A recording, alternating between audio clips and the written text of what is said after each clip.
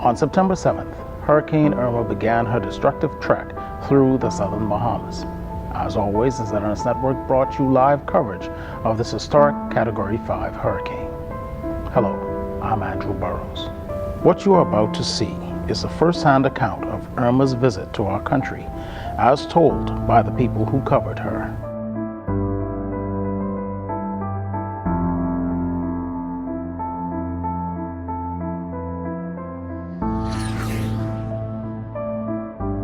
This is Irma from the inside.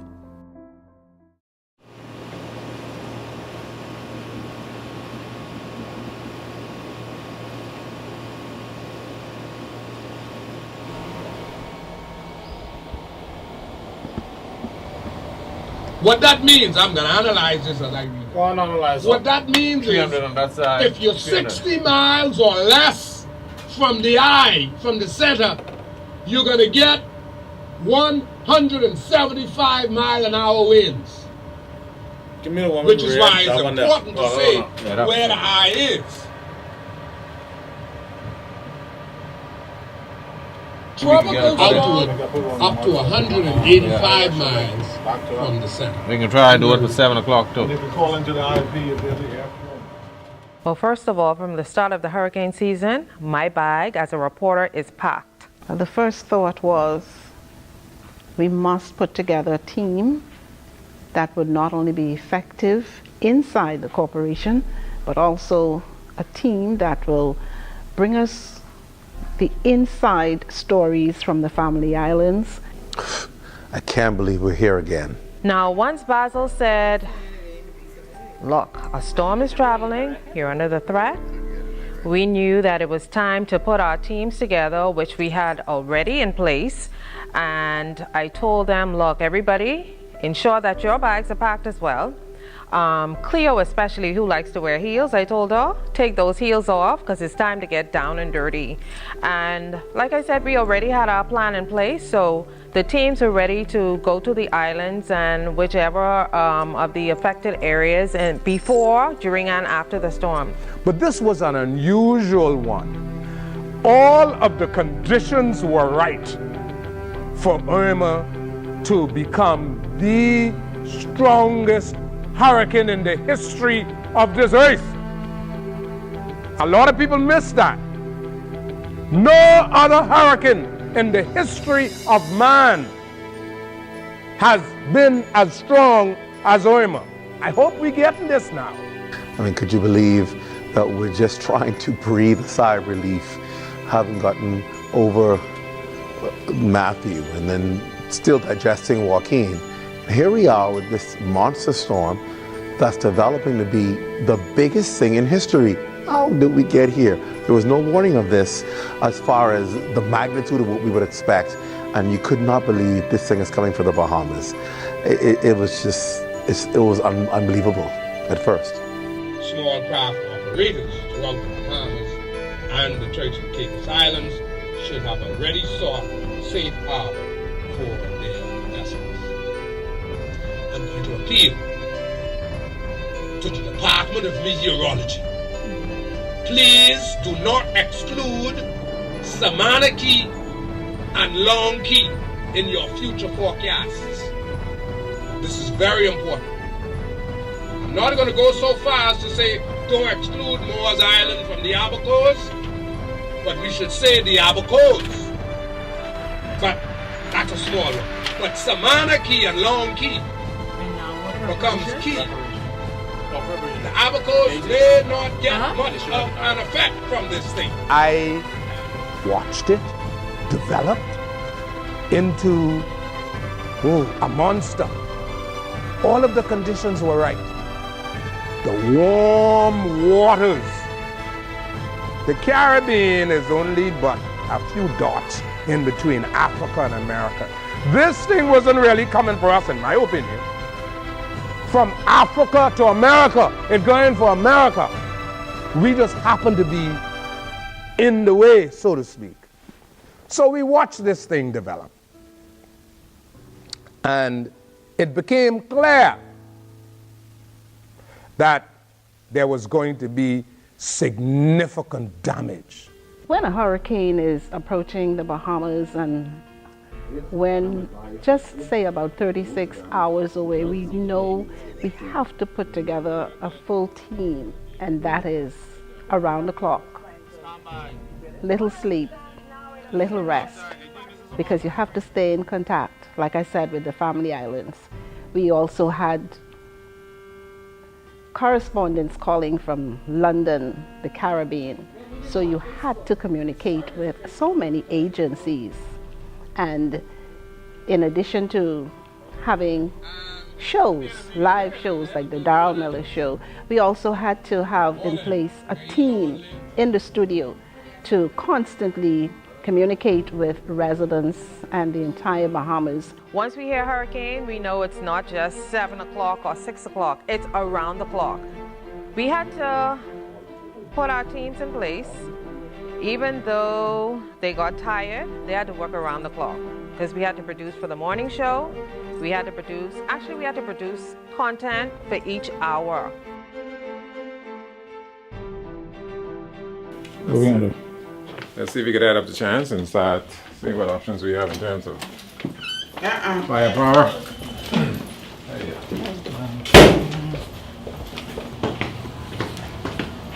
All right, Irma is really making a reputation for herself already. Well, I think one of the things that is always important when you're dealing with hurricane coverage, in addition to getting the information out to the public, is making sure that it's presented in a way that they're used to. You know, the packaging has to be smooth, it has to be clear, it has to be concise, but it also has to be interesting to watch to the eye. I think our public today is up to date on, getting information from other sources like the Weather Channel and other networks. And so it's important for us to be at that same level given the resources that we have. And so planning the look of the broadcast in terms of the graphics, in terms of the branding, in terms of the music, the sounds, what's going to happen in studio, all of those things are things that we look at when we're about to get on air in terms of making our presentation.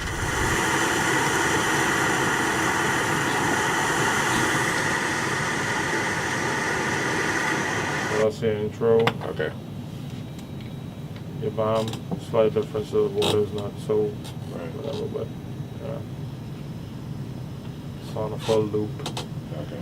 And then Davina's doing some, I forget what you call those info pages, but I gave this just a still of it, not the still, just a clean background. The look of what we are trying to do was different from what we normally did, and so we had to spend a lot of time in graphics, coming up with the way we want to look, ensuring that people don't want to turn away to Channel 7 or 10 or CNN, but they could hear the information as well as they can see the track of the storm on the same page. Wanted to give information on the lower third, and so we was able to come up with Andrew and Julian and then go to graphics and try and design that and get it in place. And then production-wise, have the technocrats execute it. We need a toolbox, something simple. On the switcher then? But probably like a small and then a big box to put the E-roll and map and all that stuff in, and then have the studio in the next one, or vice versa. Right. Okay. During hurricane, we have to maintain this system, and anything going down, like the transmitter goes off the air, we are going in the rain. We are going out there to the South Beach to put that transmitter back on the air. In fact, it did happen during Hurricane Matthew. We did get down there and put that transmitter back on the air. You really have to have a love for this thing because it will change your whole course. It changes your whole schedule. Everything stops, and you now have to begin to figure out how do we prepare our country for what could possibly be the most devastating storm ever, and its impact on people. Let me give you an example of a shift I worked. That morning I came in at 6. I produced the morning TV show. I produced the afternoon 1 o'clock show. Then I had to produce the 7 o'clock show. Then after I finished the 7 o'clock show, I got a little break in between, got ready again for the 11 o'clock show. After that show, which ended at midnight. I had to go on radio and do the radio show from midnight to 3 a.m. So it's like you're constantly working around the clock, getting a little break in between. But hey, this is what we live for. This is what we do. Hurricane Irma continues to impact parts of the country as hurricane warnings are still in effect for the Northwest. It becomes overwhelming at a point, because you're now thinking, we have this storm and these people's lives in our hand in this country. How do we responsibly make this count? I threw it out there, but they kind of laugh at me and say I'm crazy. Category 1, Category 2, Category 3, Category 4, and Category 5 are only separated by about 15 to 20 miles per hour winds. This thing, Category 5, started 156, 157. This thing was 195. At one point, it was 225. This was a Category 10. All of the Ragged Island chain will be seriously impacted. When I say seriously, I mean you're going to get 150 and above in wind, and you're going to get the 20-foot surge, because Ragged Island is only keys. No key in Ragged Island, I think, wider than a mile. So the key that Edward Lockhart is on, Buena Vista Key, which is really closer to the Exuma Keys than it is to main Ragged Island, that will probably get more beaten, Edward Lockhart, I'm sorry, than any other island in the Commonwealth of the Bahamas. That same Buena Vista Key.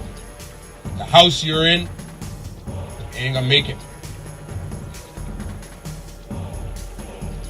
The best bet might be to get your mattress and tie it down over you. Under one big rock. What can't move? Okay, but I don't know. May God be with you. Covering Irma was, I think a lot of our reporters, maybe they didn't say, but I think the expectation was like a Category 5 storm. We've never had that. And to some degree, they may not have said, but you could sense a little fright, a little concern, because to have a Hurricane 5, Category 5, threatening your country. There was a bit of trepidation in terms of, how am I going to tell Vanya, Ryan, and Sherry that I going to Acklands?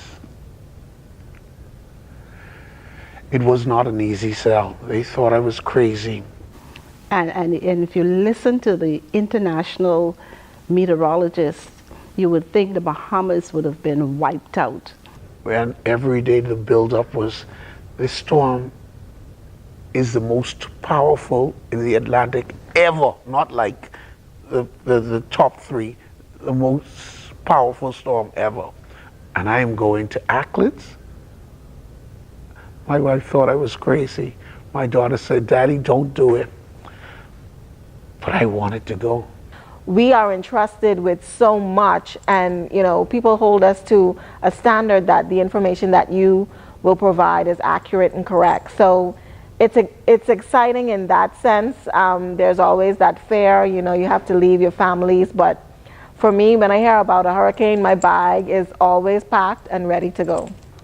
For us, it was like, you have to watch it, but you have to report on it.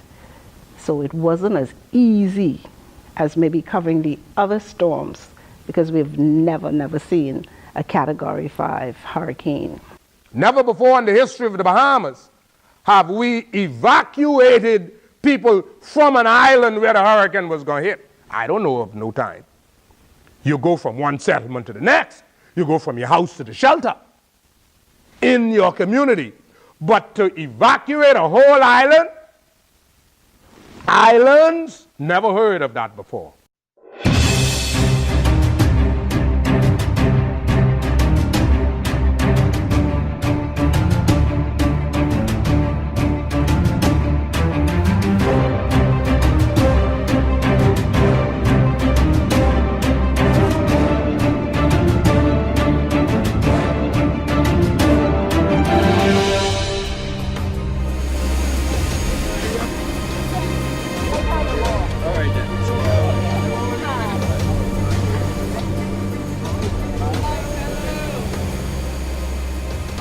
If you were in low-lying areas like Salina Point, I told Salina Point, get out now. Big Steve was not coming. When he heard me, he marshaled, he's the community leader. He marshaled, he said, Salina Point, let's go! That's how they get to Nassau. They weren't coming. Family Island people don't like Nassau, all this crime and gunshot and social pressure. They want to stay on their islands.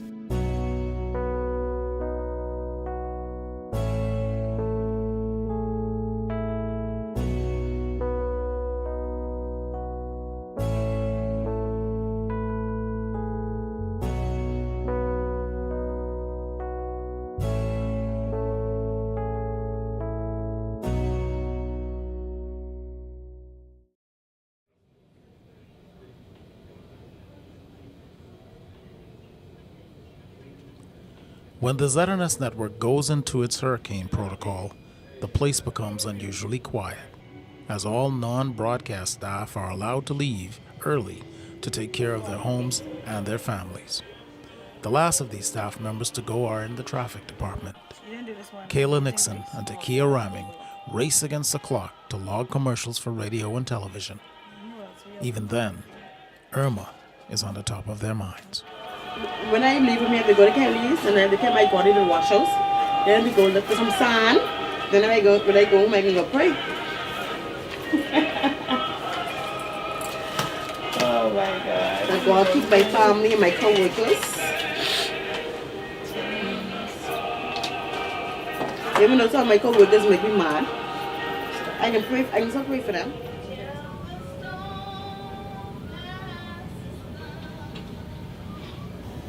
So as soon as you got to come back, you can come back, right?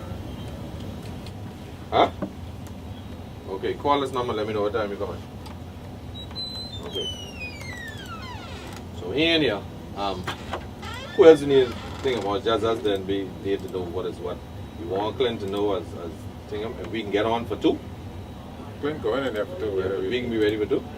If we can be ready for 2, then he needs to really plan to go on at 2, and based on things happen, people not showing up, people not coming based on a lot of different things, we have to be flexible enough to say, you know, we got to go here, we got to go there, bring in this one, bring in that one, or the plans change, but we got to get the information to the people. And so we had to make some adjustments, and we made adjustments, and we came on air.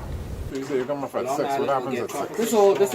Clint taking over, he take me to be this all. I just do it. Strong at 7 and hurricane. So, I'll tell we can need that for 7 o'clock.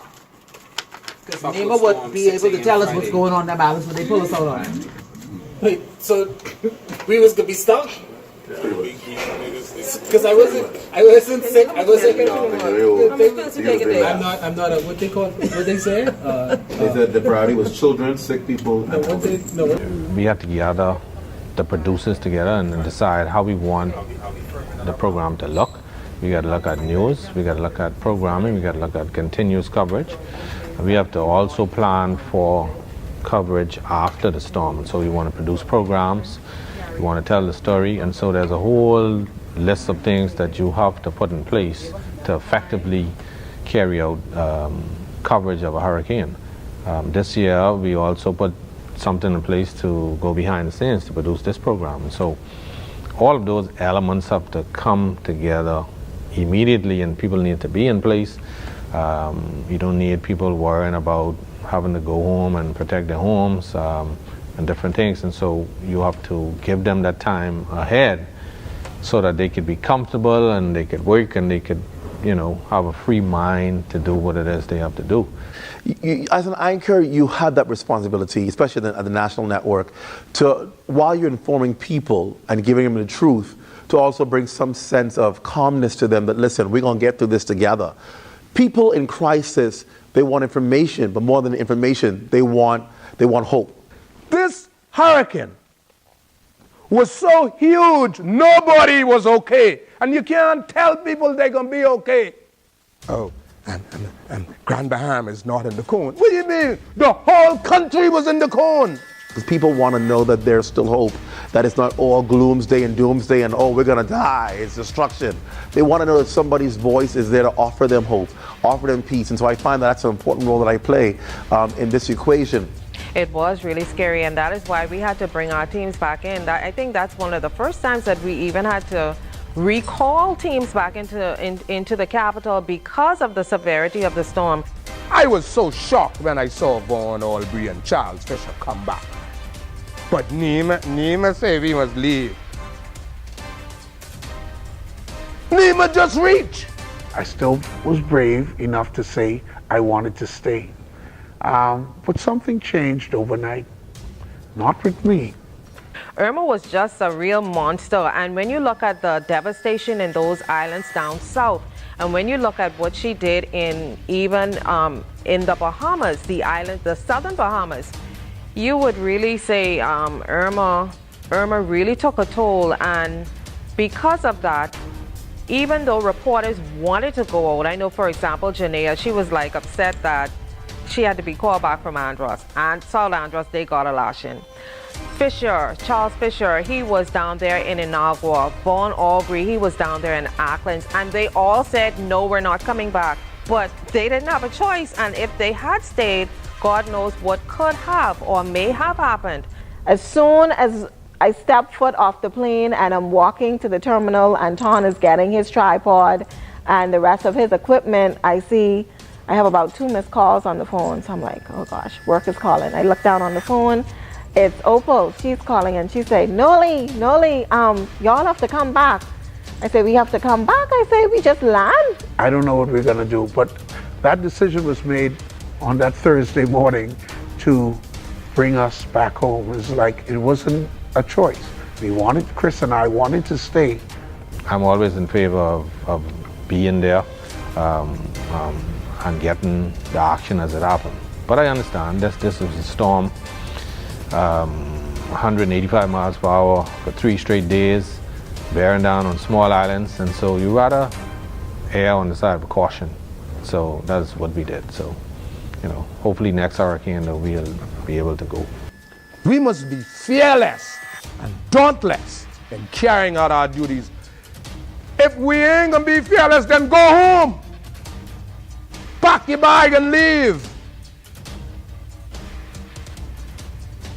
Not evacuate. Not the reporter. No, sir. The reporter gotta stay in harm's way. That's when you earn your pay. It's important to pay attention to what the meteorologists say, but as I said before, this is what we live for. Even though this is what we live for, we always put safety first. Now, with our teams coming back home, it made it a bit difficult for us to get the information from the islands. So what we had to do, we had to work the phones. Now, throughout the storm, there's going to be an issue with communication, and in some of the islands, like Ragged Island, we weren't able to get anybody to give us any information about what was happening there. But we were able to get in contact with residents in Inagua as well as Maguana and Acklands. Acklands was a bit difficult, but we were able to get in contact with them. So instead of us having people on the islands, our reporters on the islands sending us reports, we had to rely on the police officer who was there, some of the administrators who remained, and any other essential servant who was on the island and who could give us the information. It made it a bit difficult, but we worked it. After they brought me back, myself and Chris Knowles, back to New Providence, I became one of the news gatherers, producers of the show. And that in itself is exciting because you get to reach different segments. I was able to call Charles Fisher, to call island administrators, so you get a sense of what is happening nationally, as opposed to just being in Acklands, being able to deliver the news from that location. Our job is awesome. For Hurricane Irma, I was assigned along with Vaughn Albury to cover the hurricane in Acklands. So of course, the excitement was building from the day before. I was packed, completely packed that night all I had to do was pick up my stuff and go to the airport. So anyway, we arrived at Auckland, and the whole thing changed, because even though I heard about the evacuation order from the government, I always thought, when it comes to hurricanes, Bahamians, we tend to drag our feet. We got to the airport in String Point, and there are hundreds of persons at the airport waiting to get out, trying to get on the flight. And my excitement then turned into more like a sad, emotional experience. And as the day went on, and these flights were coming in, Pineapple Air, Southern Air, Bahamas Air, it was like it was a rescue mission. At one point, there were like 4 airplanes on the tarmac, and I really got real emotional. I had to fight back the tears, because I was like, gosh, we're actually taking people out of these islands in an attempt to save their lives, but why am I here if the residents are leaving? You know what I mean? Chris, my right, I'll take this whole fucking block over. I hope you know he's pissed. You have the right to remain silent. Let him know, please. You have the right to remain silent. What happened? Anyone want to disagree that Clint did a good job this morning? Ms. Roach? Got you on film. He has the right to remain silent. All who disagree. Well, Ms. Roach produced the big show this morning. Well, I know that. So what do we call Ms. Roach will produce the bigger show at 7. Who's producing this one? Johnny. Johnny? So Chris, you're the medium-sized show. No, he'll have the bigger show at 7. Oh, the biggest show. Okay. Competition is so good, especially because it keeps you on your toes and wanting to be better than the other. Competitions usually are, we all want to go out in the storm and produce the best storm story. We all want to be the person who gets blown away in the wind, or who's holding on to a dead tree and the winds are blowing high. So, you always make sure, even if the storm is not as strong as you would like it to be to shoot your live piece, you go to the most windiest place on the island and start on the edge of the sea, and because you want to beat Chris, you want to beat Opal with the stand up on who's in the wind. It is a competition, and of course, the big show, everybody watches the big show. The big show is the most popular show. Clint Watson did the morning show. He got his audience, but of course, the big show, there's no competition with the big show.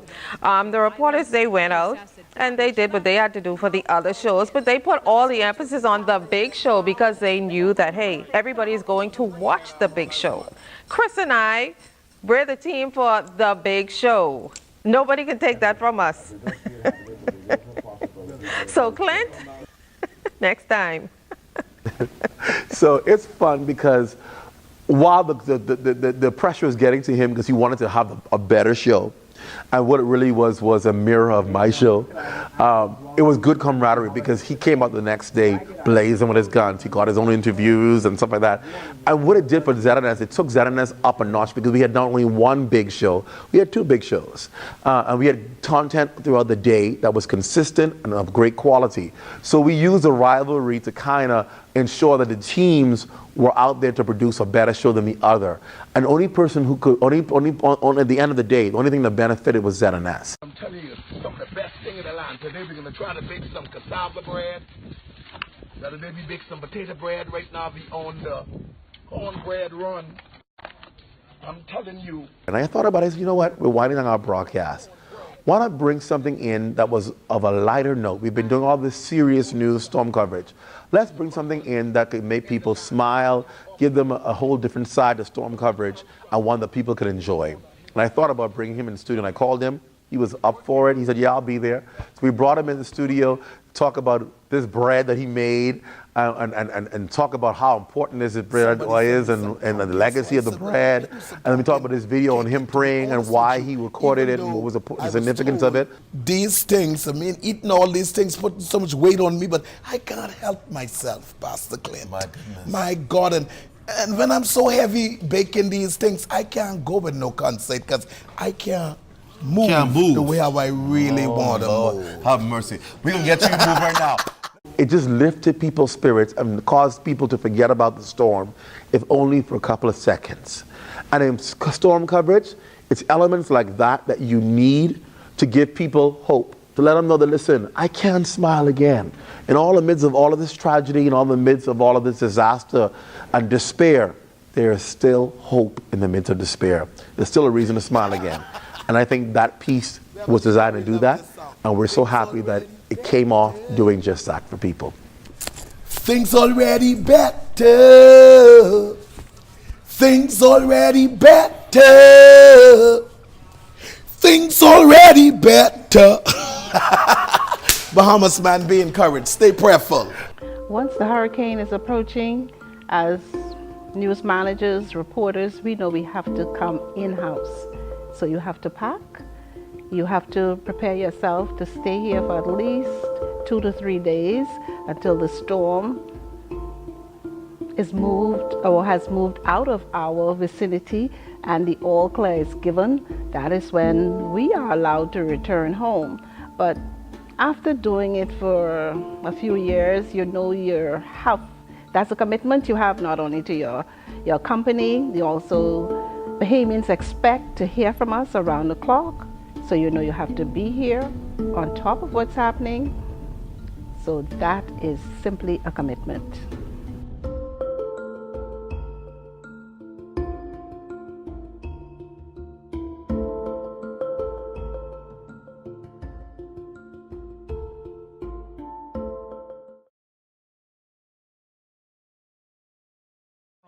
So it looks like it's 1 minute out from me going on air. These are my major talking points. Auckland. I'll let you know when I have Crooked them. I gotta Island, go back and get them. Long Key, Inagua, Ragged Island, South Andros, and Bimini.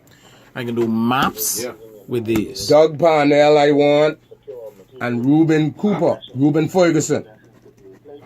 You might want to give this list to Melissa as well. Reuben is in Crooked Island.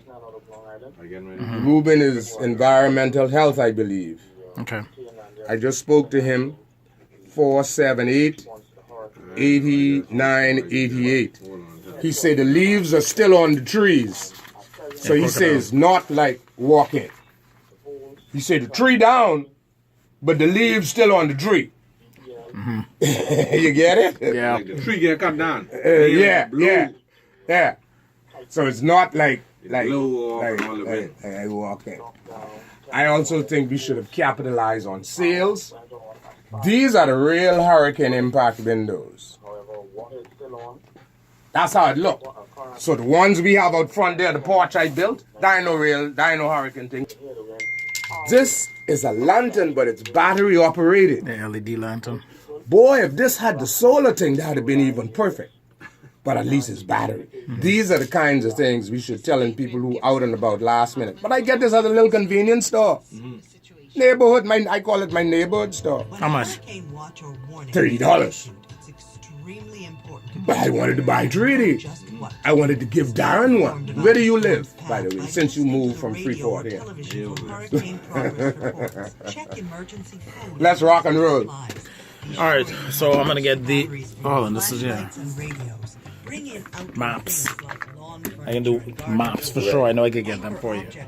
Daryl is about to go in the air soon, and he gave me this playlist. Of stuff that he wants. He wants, to be able to talk. So find that stuff and then put it together and then send it back so we can get that stuff together. Then before coffee. With the overall hurricane coverage, of course, news takes the immediate role of getting the information out quickly because that's the vehicle that we normally use. However, in terms of extended coverage, we have to broaden our coverage base by utilizing radio and other persons outside of news, for example, Daryl Miller, along with radio hosts. And because we're limited in terms of personnel and talent, we have to simulcast both news, both television and radio. And with the radio productions, the challenge is trying to make that interesting for radio as well as television. So it means that we have to come up with appropriate graphics and continuity and video, etc., to support the television side of the radio broadcast. And I think that's something that we have to look at with our graphic designers, and as producers we have to plan how that will work, especially in terms of the extended coverage for overnight. What's it like when you hear a storm is traveling? What's the first thing that goes through your mind when you watch the news and you hear Basil say hurricane coming? Excitement. It's something every cameraman or photographer, I think, looks forward to, not in a tragic way, but in terms of excitement. I think in general, all Bahamians like to hear that a hurricane is coming. We don't really want a bad one, like a Category 1 or a strong tropical storm. We all look forward to that, but as a cameraman, it's really exciting when you're out there in the storm. You have to battle with the wind, you have to battle with the rain. So really, a lot of skills come into place, like how do I get my shot? How do I get my job done? Fighting against all the elements, and that's where experience comes in. Around ZNS, it's almost like we come alive when it's hurricane coverage. That's the one thing we know how to do and do really, really well. And what I mean by that simply is we understand the national responsibility of hurricane coverage. We understand that we're the national network and nobody else can do it like we do. No one else can tell it like we can tell it. And people don't want to hear from anybody else. When they can tolerate other people 5-7 days a week doing hurricane coverage, they don't want to hear anybody else other than us. So our responsibility automatically goes up a notch. And so you become to understand the seriousness of why we are here and the importance of the Broadcasting Corporation of the Bahamas. As you put all other personalities aside, people you can't work along with, all that goes to the window. And you become this well-oiled team that you wonder, why can't we do this every day on a regular day? Because all of a sudden people put aside every other difference and they just work together. People work, they forget about the hours, they forget about, oh, I'm supposed to be off, and people just focus on the mandate. And we see what the Broadcasting Corporation can actually do, if only seasonally.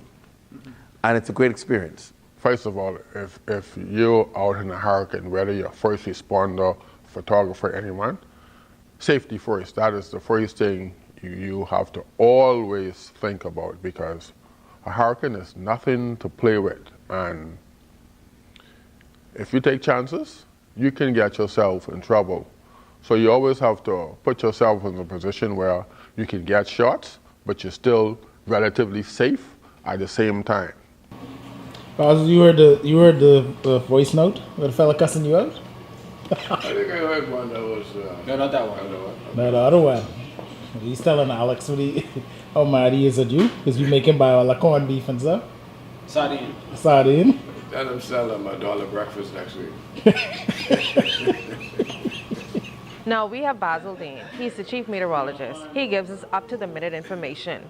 We give you the information first. So it's important to stay tuned to the ZNS Network, and we cover the entire Bahamas. So when you say a storm is coming, people tend to tune into ZNS because they know they're going to get the accurate information. Basil was right on, even though a lot of persons got upset and said that maybe the storm didn't hit Nassau the way they expected it. Storms wobble, they go all over the place. So storms are unpredictable, but from looking at what happened in the islands, Basil was right on. Our chief meteorologist, he was right on. So he gave the accurate information, and that is why it is so important to, when Basil says, look, you need to be prepared, it's time really to get prepared. From the beginning of the hurricane season, he's been saying to residents in the Bahamas, be prepared. So, in my view, ZNS would be the main and only station to listen to when a storm is coming or when we're under the threat of a storm. After you've gotten off the set from doing a newscast or gotten off the air, and you recognize that, hey, I can't pick up my stuff and go home. I'm here. This is home.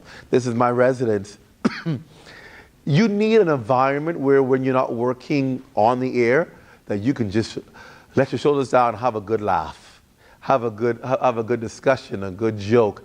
And that's one of the good memories I have about doing this job here, is that that environment is always fostered during hurricanes. I rolled egg with an egg. It may be a bit dry now. It's evening now. While the main hub of activity are the production areas, a small team is busy at work in the canteen, preparing the evening's meal. They're led by Yvonette Gardner. In normal times, she is one of the chauffeurs in the news department. During hurricane coverage, she becomes the master of the kitchen, preparing 3 meals per day plus snacks in between for the small army on lockdown. All right, you're HR. You're responsible for all the food and. No, Ms. Eve is responsible for the food. She's responsible for cooking it. You're responsible for getting it. No, just ensuring that she gets all the things that she needs to get to keep the staff happy where food is concerned. Because, you know, they're in-house, they're sheltered in here once we go into hurricane mode. Mm-hmm. And for the most part, once you in hurricane mode, you can't go nor come. So we have to make sure that staff is comfortable and then they're getting their food. Because this is a 24-hour operation, as everybody can well imagine. So we have to keep staff happy and not hungry and comfortable. So we make sure that we have sleeping quarters and everything set up for them as well. Charlie! Oh, take up some food for Charlie. Charlie almost got up.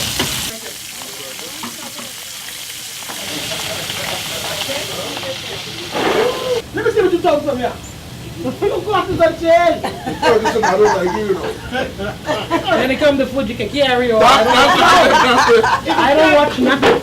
No, let me tell you what I say. I watch first. When they come and they get it, I have to suck a nigga around. Who's not eating? Eating his food. So, no, that's what for Ken? Right, my food was a little bit. What I see all them people, them guys too small and than me. Yeah, take that one. That's what you put on.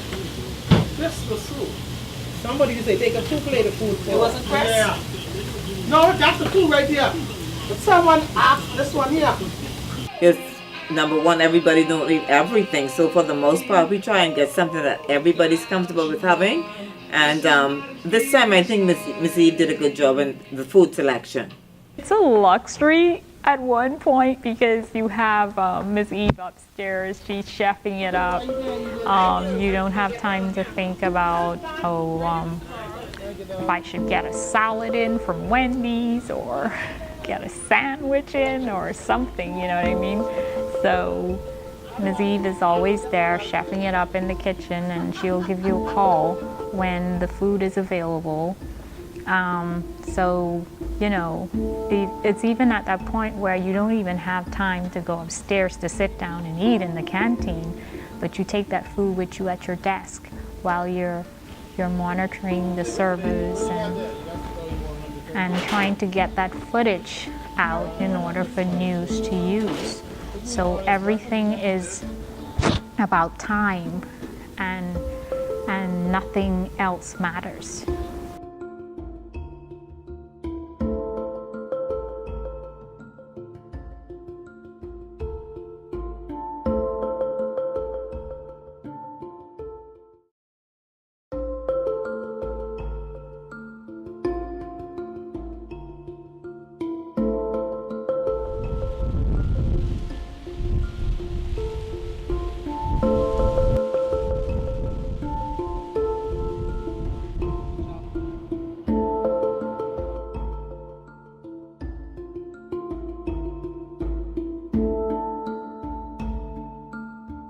Crystal Knowles is the archivist at the ZNS Network. During a hurricane, her team is responsible for dealing with the hours and hours of footage generated by our broadcast. She also handles all international requests from the foreign networks. But her main focus is dealing with stock brought in by our cameramen and keeping the network on the air. They come in with their P2 cards, which shoots up to 64 gigabytes worth of information. That information comes in once it's ingested, you have that added to what we do in-house in terms of on-air coverage.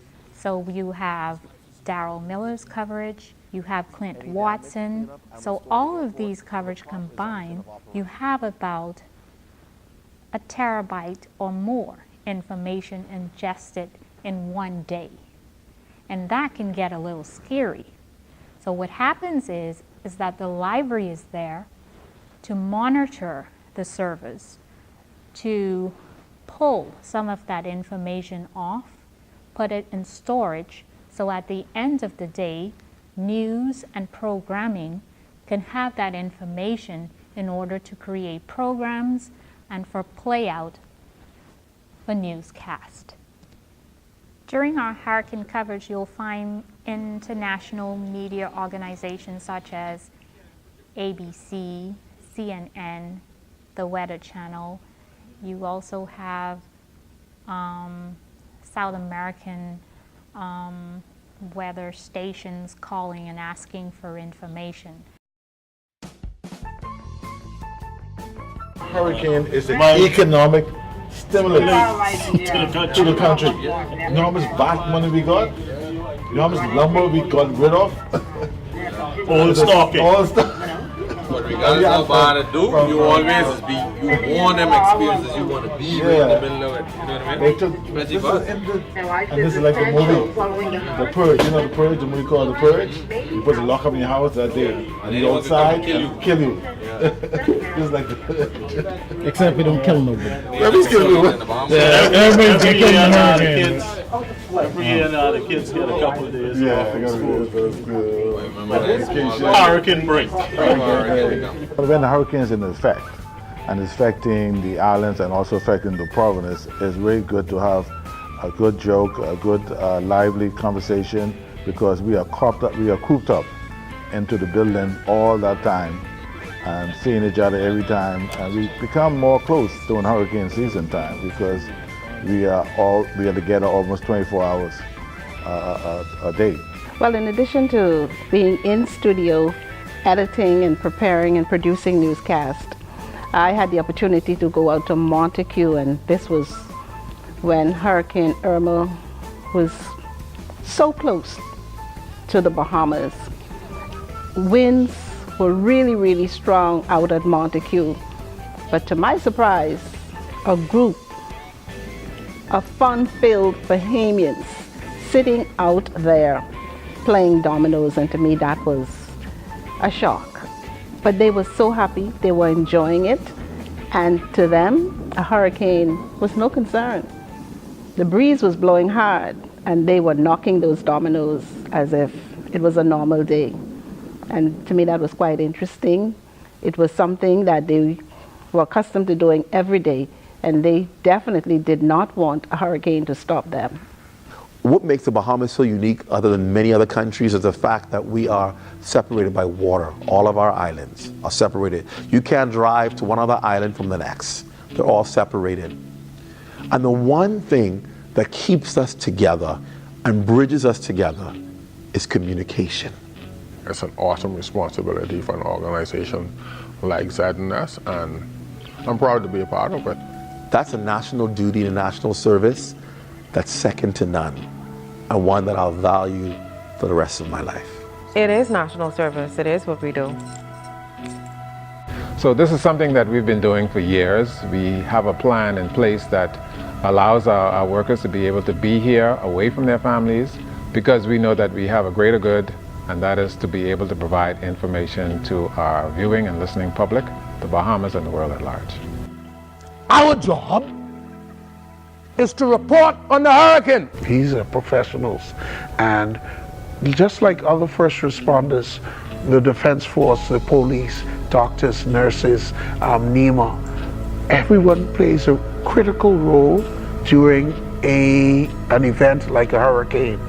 And I think many people underestimate the role that each person plays in getting and ensuring that the population is safe. We are here to educate. Well, if we are here to educate, we must be educated in and of ourselves. We have family islanders like the administrators in Bimini. When we called one day, she was like, I am so happy to hear from you people, because my people in Bimini, they need to know what's happening.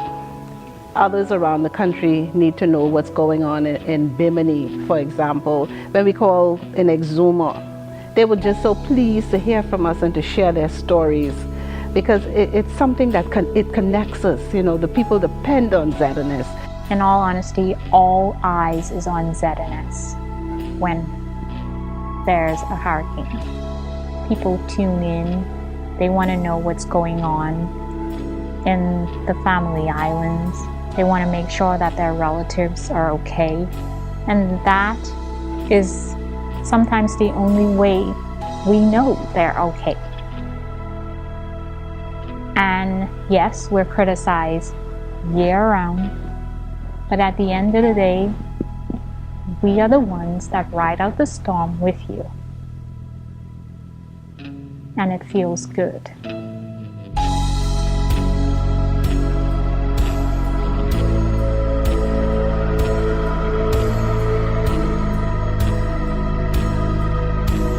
I'm Janaina Wild-Ferguson. My name is Julian Anderson Road. I'm Crystal Knowles. I'm Vaughn Aubrey. I'm Clint Watson. My name is Opal Roach. I'm Chris Knowles. I'm Andrew Burrows. I'm Darren Meadows. I'm Keith Gomez. I think that's it. I getting hot.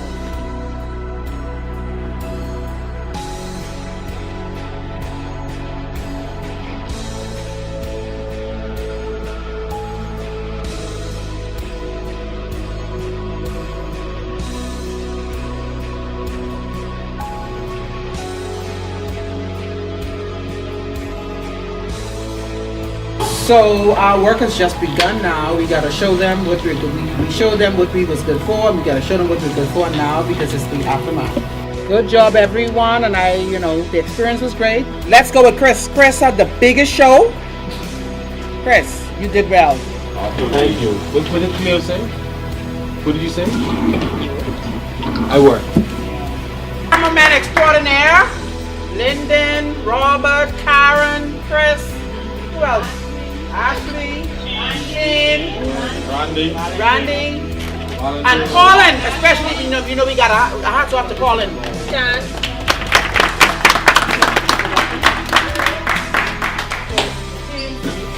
No, but we're gonna send some things out for real. The regular programming is now in. So you are hereby dismissed.